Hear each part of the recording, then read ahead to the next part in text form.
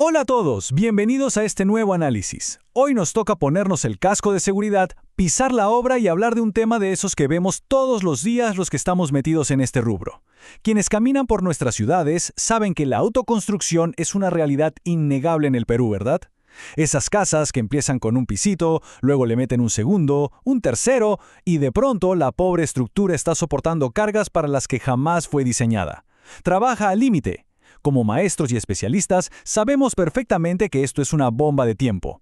Así que hoy vamos a revisar una solución estructural modernísima, con datos reales y de la cancha, para ver cómo podemos rescatar esas estructuras que ya llegaron a su límite.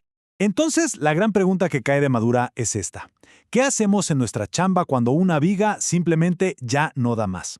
Hablamos de esas rajaduras profundas, feas, de cuando el concreto literalmente grita por auxilio y el elemento llega a lo que los ingenieros llamamos falla última. Tradicionalmente, esto es un dolor de cabeza gigante. Implica paralizar toda la obra, meter maquinaria pesada, romper todo y sobre todo perder muchísimo tiempo y plata. Pero ojo, porque la ingeniería avanza rapidísimo y hoy tenemos a la mano soluciones de vanguardia que prometen de verdad cambiar las reglas del juego. Bueno, entremos de lleno a esto. Históricamente, las opciones que teníamos en obra eran bien drásticas. Por un lado, la demolición pura y dura, o el clásico encamisado de concreto. Funciona, claro, pero es pesadísimo, hay que armar encofrado, nos roba un espacio vital en los ambientes y le mete una masa tremenda a toda la estructura. Por otro lado, y aquí viene lo bueno, entra al ring la fibra de carbono, o mejor dicho, los polímeros reforzados con fibra. Es un material superligero, que en la práctica funciona casi como un superadhesivo estructural de altísima tecnología. Y lo mejor de todo, de lejos, es que no quita absolutamente nada de espacio útil.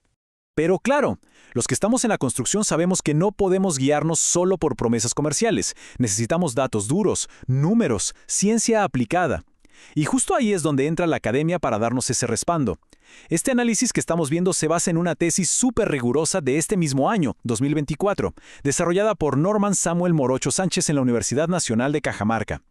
Es un trabajo bien exhaustivo donde literalmente llevaron vigas de concreto armado hasta su falla última, hasta hacerlas colapsar por esfuerzo cortante, para luego repararlas y reforzarlas con fibra de carbono. Es decir, agarraron datos recontraacadémicos y los trajeron directo a la zanja. Veamos paso a paso cómo se hace esto en la cancha. El proceso de reparación que usaron en el estudio es súper metódico, pero a la vez muy fácil de aplicar en obra. Primero, el escarificado. Hay que picar y retirar sin pena todo el concreto dañado hasta dejar expuesto el fierro sano.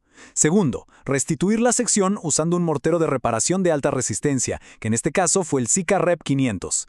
Tercero, un curado estricto, y aquí me detengo un ratito porque sabemos que sin un buen curado simplemente no hay resistencia. Y cuarto, ya con la superficie preparadita y seca, la aplicación impecable del tejido de fibra de carbono. Como ven, es un proceso bastante limpio y directo.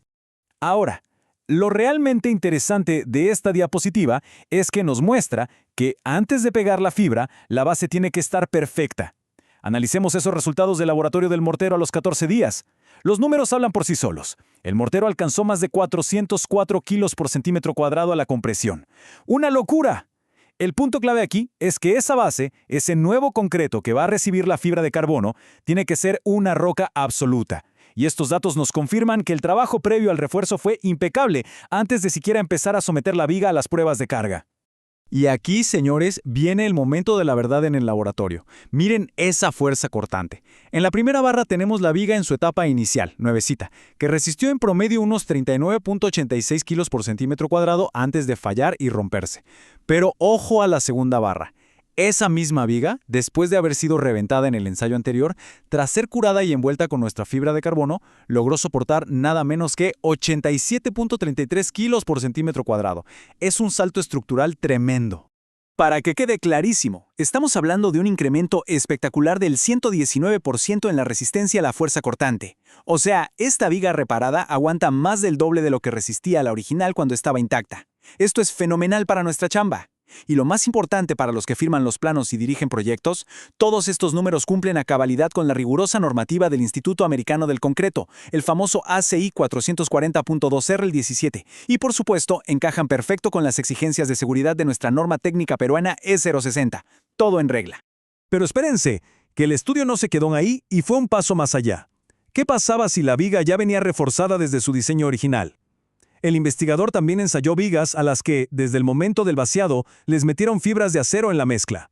Bueno, los ensayos mostraron que estas vigas reforzadas soportaban de arranque unos 52.80 kilos por centímetro cuadrado. Pero agárrense, porque al hacerlas fallar y luego repararlas con la fibra de carbono, la resistencia se disparó hasta los 93.73 kilos por centímetro cuadrado. Otro nivel.